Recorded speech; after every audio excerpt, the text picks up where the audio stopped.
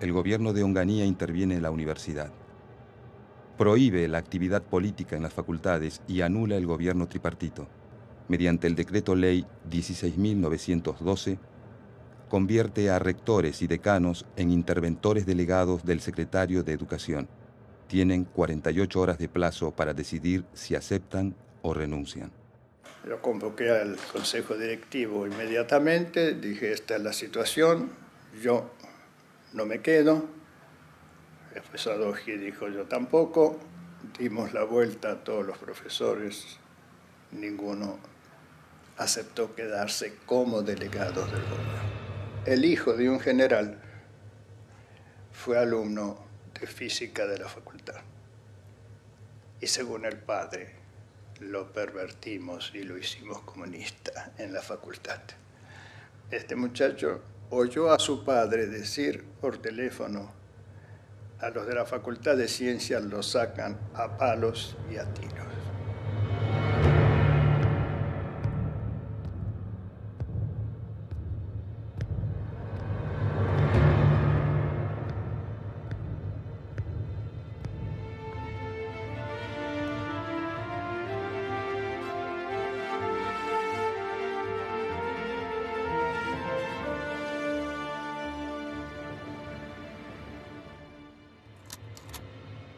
Junté a los que pude juntar, les dije, lo que viene ahora es algo bastante duro, así que, por favor, elijan los que se queden y los demás se vayan.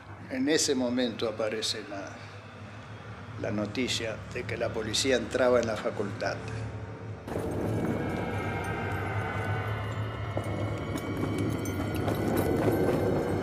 Empezaron a tirar gases, nos llenaron de gases, y cuando ya no podíamos respirar, salimos, estaba la policía desplegada ahí con un oficial.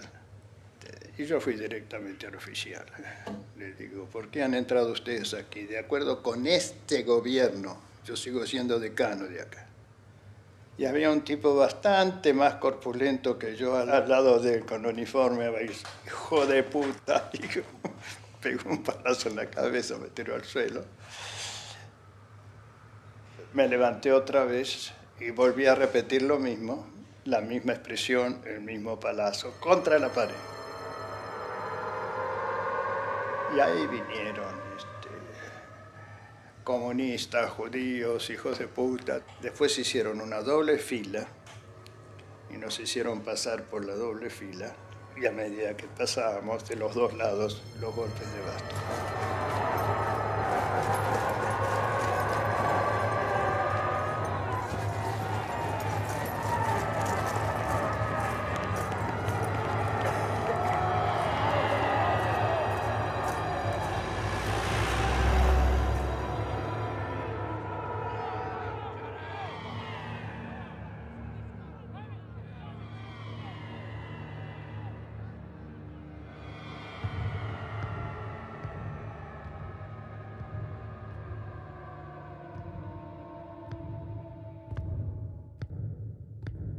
Son pobres tipos que obedecen orden, aquí ir a romper cabezas, van a romper cabezas. La orden fue muy violenta en el sentido que con palos nos pegaban, pero pegaban muy bien, como para que no hubiera muertos, digamos. Había heridos, que algunos profesores y otros, había algunas mujeres, eso fue lo que más me chocó. Y yo ya estaba tan caliente que salí y me puse a insultarlo, ¿no? A grito pelado, porque veía cómo le estaban pegando a los muchachos, era realmente vergonzoso.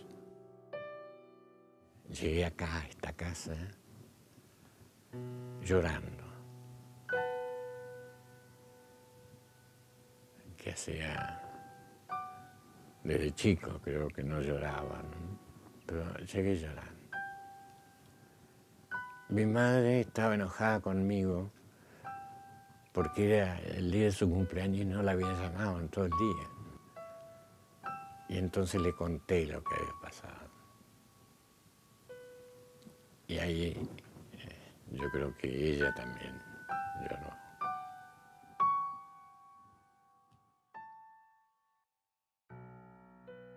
Más de un centenar de universitarios fueron encarcelados esa noche. La noticia se difundió como un reguero de pólvora por todo el mundo, generando una fuerte conmoción en la comunidad académica internacional. Porque los responsables de eso no fueron los generales. El decano de Derecho fue más responsable. Y los grupos de derecha, extrema derecha que habían en las grandes facultades, esos fueron los reales responsables. Esos fueron los que nos denunciaron como subversivos, como comunistas, y esos fueron los que instigaron todo eso. Goethe dice que no hay nada más espantoso, no hay nada más aterrador que la ignorancia en acción. Y eso fue un poco la sensación. La ignorancia en acción, la ignorancia triunfando. No como una postura elitista mía de la ignorancia y la intelectualidad, no, sino la brutalidad.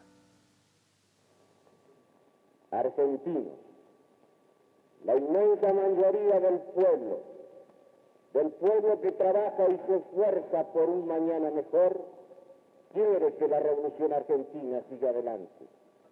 Las Fuerzas Armadas se encuentran hoy más que nunca unidas al servicio de los objetivos señalados el 28 de junio de 1966.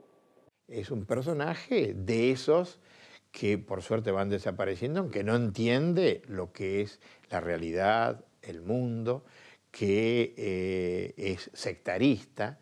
No tenía la menor idea de lo que era la universidad, no tenía la menor idea de lo que era la ciencia, entonces no podía comprender absolutamente este asunto no digamos de un gobierno tripartito, pero tampoco de que la opinión de gente tan joven pudiera tener tanto peso cuando jerárquicamente estaban muy acostumbrados a que el general siempre tenía razón respecto al coronel, el coronel respecto al mayor, etc. Una cosa de estructura mental. Así que cuando terminó de entender, lo echaron a él.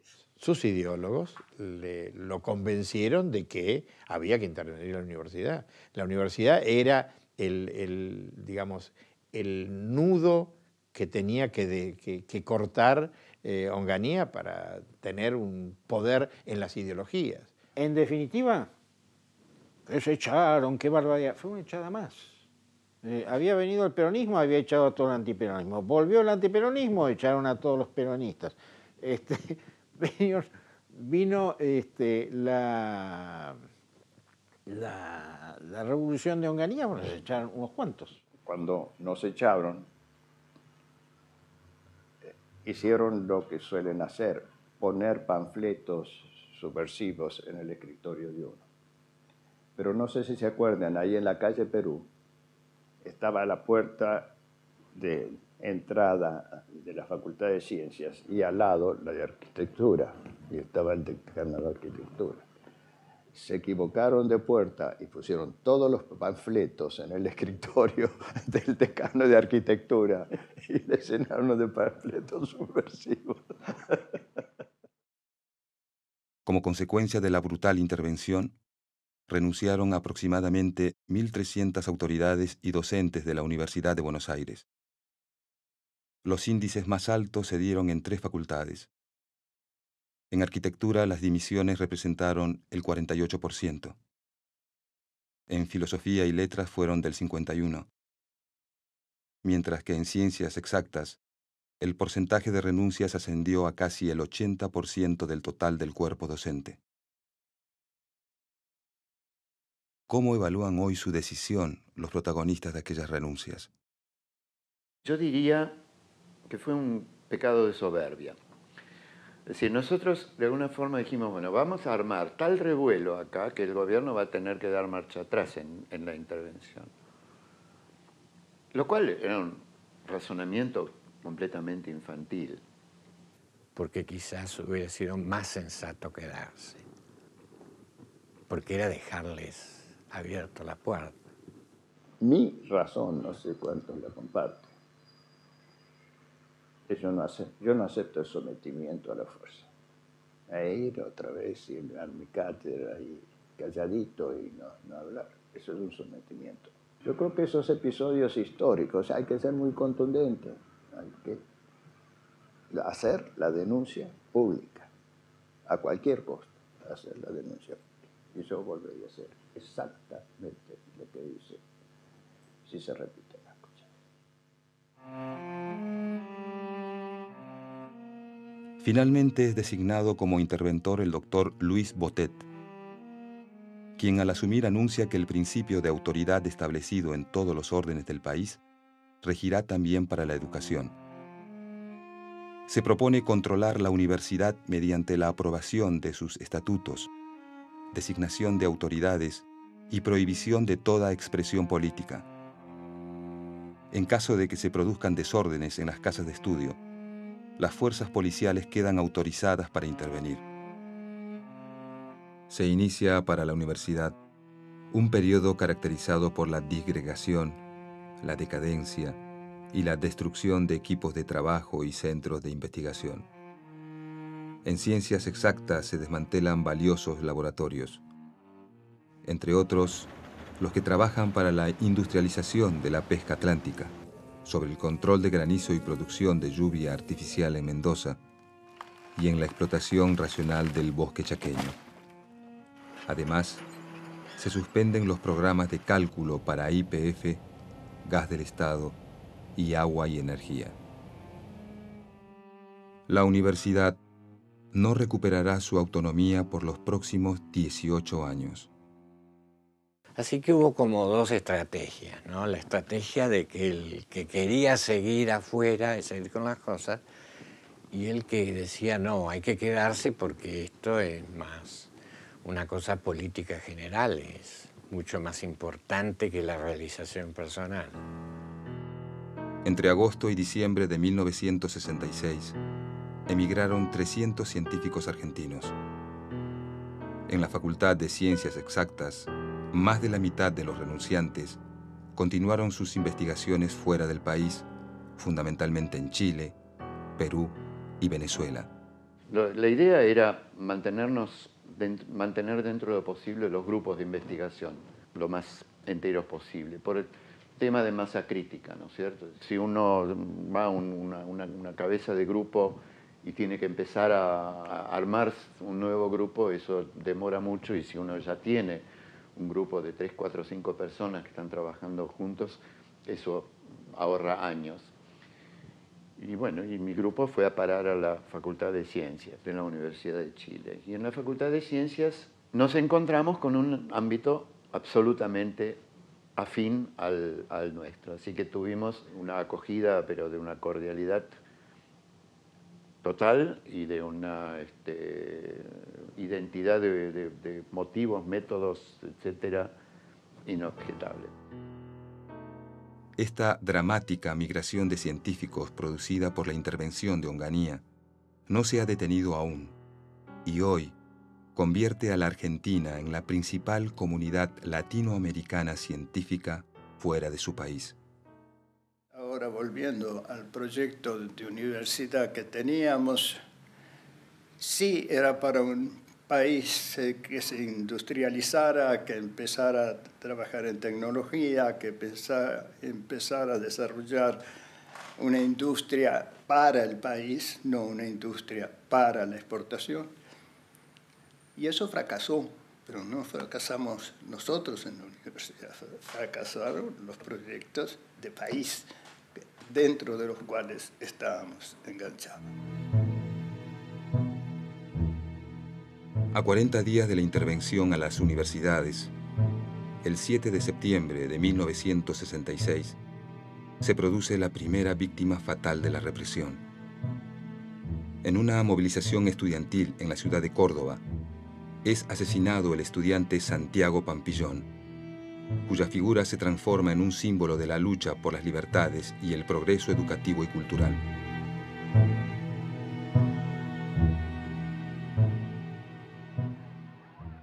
Los estudiantes, padeciendo en carne propia la violencia de la represión, se acercan entonces a los obreros.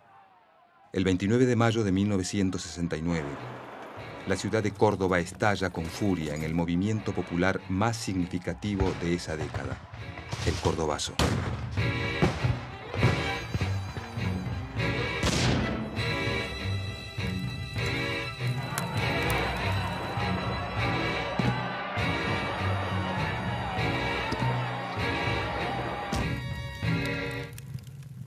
El Cordobazo es un movimiento popular donde miles de obreros y estudiantes repudian la dictadura, precipitando la caída de Onganía en 1970.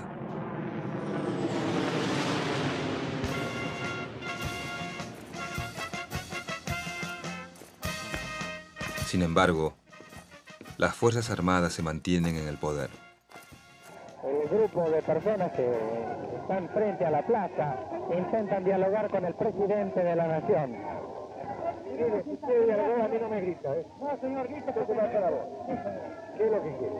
Queremos imparcialidad política. Se lo ha transmitido el ministro del Interior. Si quiere dialogar, dé oportunidad para que el otro hable también. No deje imponer de frente su opinión. Con la sociedad convulsionada, el gobierno militar se ve obligado a llamar a elecciones. Proscripto Perón, se presenta como candidato su delegado personal, Héctor Cámpora. Desde la terraza de la Casa de Gobierno, 25 de mayo de 1973, minutos antes que el presidente de la Nación, doctor Héctor José Cámpora, salga a saludar al pueblo en los balcones de la Casa de Gobierno.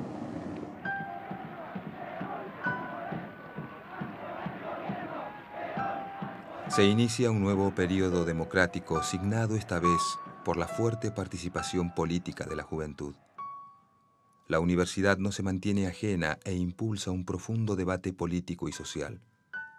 Amplía la participación estudiantil y desarrolla experiencias de educación popular y de articulación con las problemáticas sociales.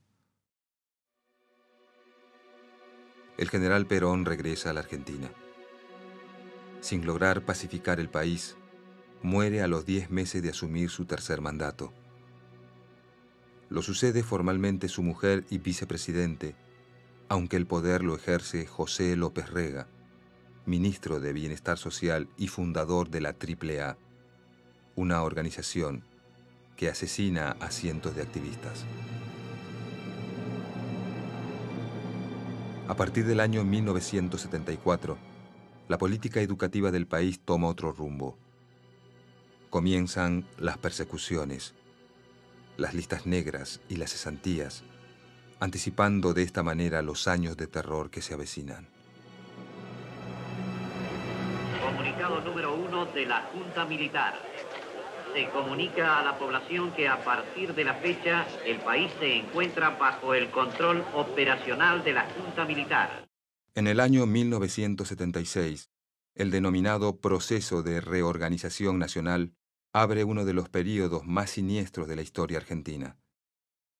Guiados por la doctrina de la seguridad nacional y siguiendo los dictámenes de Washington, la Junta Militar de Videla, Macera y Agosti inicia una devastadora reestructuración neoliberal de la economía. Se abre, señores, un nuevo capítulo en la historia económica argentina. Hemos dado vuelta una hoja del intervencionismo estatizante y agobiante de la actividad económica para dar paso a la liberación de las fuerzas productivas.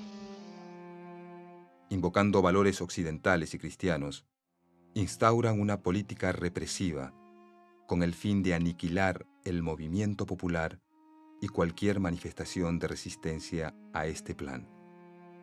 El terrorismo de Estado impuesto durante estos 7 años practica la censura, provoca miles de exiliados, instala centros clandestinos de detención, implementa las más salvajes torturas y tiene su expresión más brutal en el robo de niños y la desaparición de 30.000 personas. Funcional a este plan, desde el Ministerio de Educación, se proponen erradicar una vez más, la infiltración subversiva de las instituciones educativas. Se nombra, como interventor de la Universidad de Buenos Aires, a un capitán de navío, borrando definitivamente toda huella de participación, pensamiento crítico y desarrollo de propuestas alternativas. La universidad es atacada con un salvajismo ni siquiera imaginado aquella noche de los bastones largos. Ese 29 de julio de 1966 adquiere hoy, a la luz de la historia, el valor de un símbolo. El símbolo es punto de partida de la destrucción de una universidad por las características que estaba asumiendo esa universidad.